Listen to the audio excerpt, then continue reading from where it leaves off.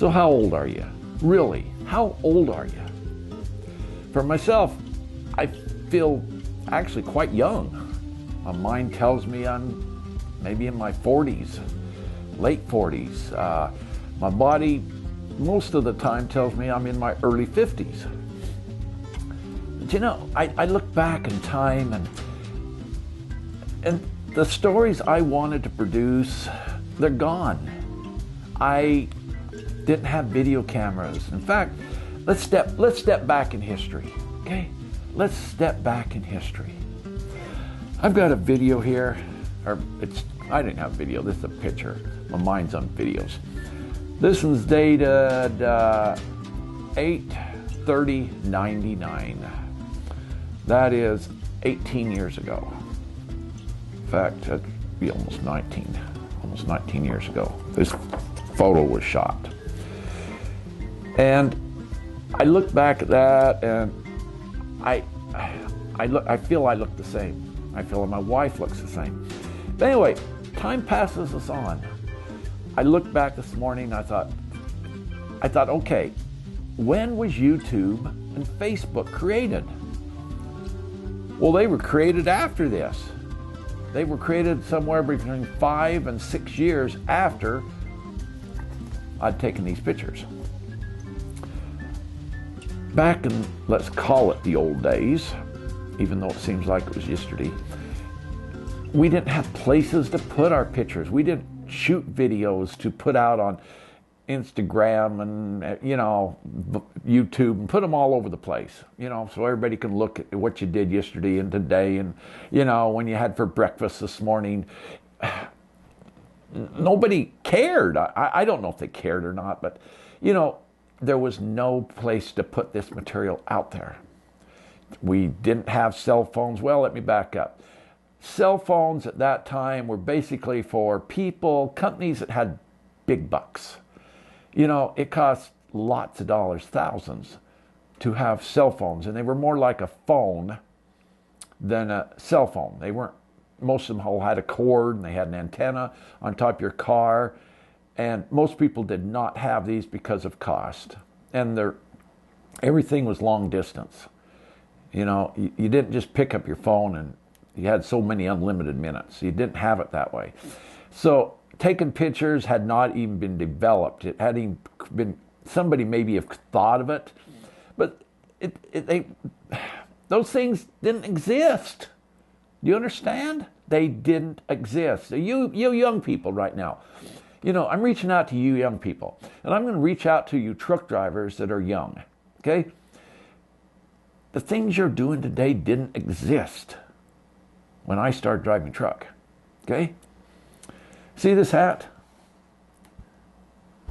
This hat, I don't know when I bought it, but it was probably in the 80s.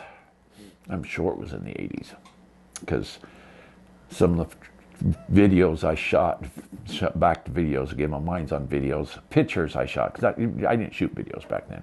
Hardly anybody had a video camera, and they really weren't worth shooting because they were so noisy.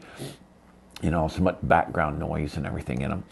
But because I did have an old VHS camera, a VHEV or whatever they were called, but I've still got it. They make a lot of noise, you know. But anyway, we didn't have those things. And this old hat, in fact, I put a story out, and I'm going to flag it right here about this old hat. And maybe some of you know the song "This Old Hat" by Chris Ledoux. Okay. It just, in fact, I'll put a link there so you can listen to that if you don't know, you young whippersnappers out there. But time passes us by. And as I was digging through a bunch of photos the other day, which I'd literally thought we'd lost, I'd looked for years, but you know, when I started deciding to put this story together in video, I started digging, and I could not find anywhere we had a stash of photos.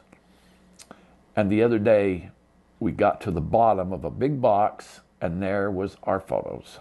Bundles of photos. Our old wedding, a trip to New York City, Hunts Point Produce Market, a lot of video or photos that I took clear back then. And it was like Christmas all over again, okay, to find these. In fact, I'm filming this in my studio today. Well, my office, a studio office next to my studio. So the format's a little bit different. But I'm going to be putting up these show. So anyway, from now on, I'm just going to talk about some of these, be posting these pictures up for you.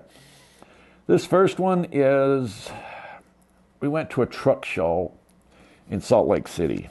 This was October 22nd, 1999. And this is a truck that you're seeing right now is a truck that we took first place with. And right now you're going to see it. It's out in the Wyoming, or not Wyoming, but Arizona. We pulled off the side of the road and took a shot out in Arizona. This family here, you're going to be seeing these kids. They were, and I can't remember why, but they were poster kids. The mom and 3 kids. One of the kids had some kind of, something wrong with him physically. And they were the poster children for this Salt Lake Truck Show. And you're seeing these right now. And it was a delight.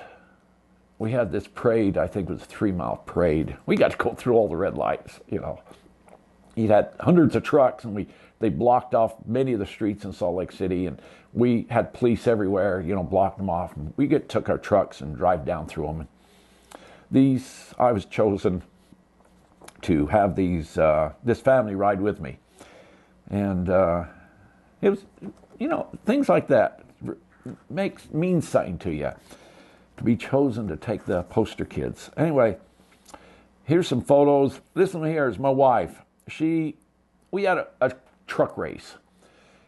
And this truck race was, it was a cab of a truck, no top on it. You'll see it. Here it is. Picture's right here. Look at that stupid thing on her head. And I'll tell you, she was steering that truck. She had her gear shift, and she was steering that truck around. And she was laughing her head off so much she couldn't hardly steer it. We had to go through a bunch of cones. You're seeing all these cones, and she was a steering. But 4 of us had to pull this cab through all these cones. And if everybody's ever tried that, that's work. That's a lot of work.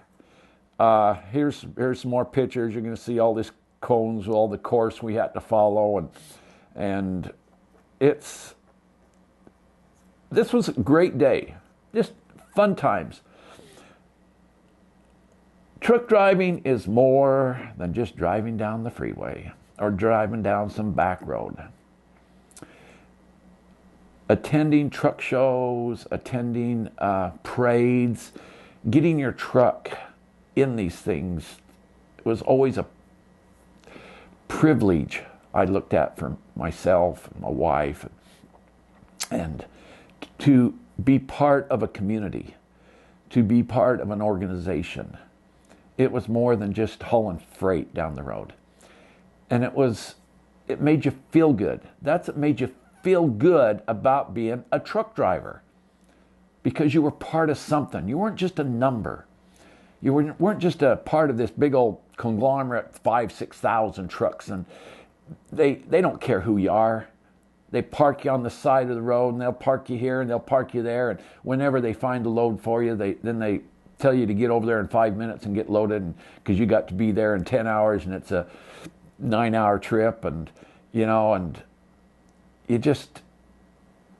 have no time for nothing. So many companies do that. I was very fortunate to have worked for smaller companies that cared about me.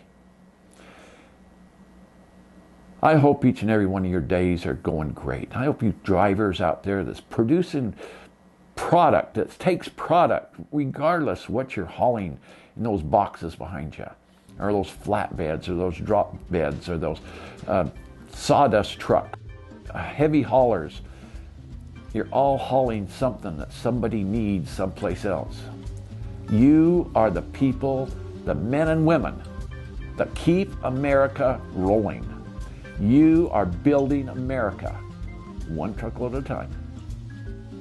I'm Steve Allen, and you have a great day, and remember to keep the shiny side up. I'm gone, and bye.